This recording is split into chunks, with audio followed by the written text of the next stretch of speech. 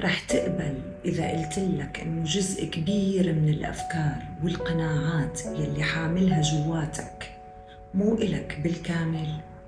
في كتير أفكار انزرعت فيك على مر السنين، من أهلك، من مجتمعك، من تجاربك، من خوف الناس عليك أحياناً وخوفهم منك أحياناً تاني.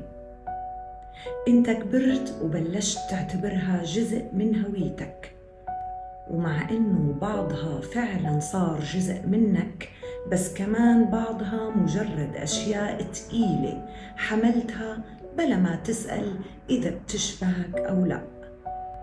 الوعي مو إنك تحارب جذورك ولا إنك ترفض كل شي ورثته.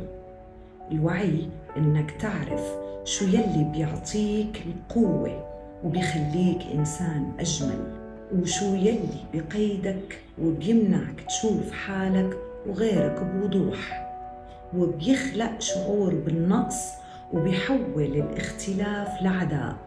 أحياناً أكبر سجن هو فكرة بنيناها وما فكرنا فيها أبداً. أنا هيك والباقي على الله.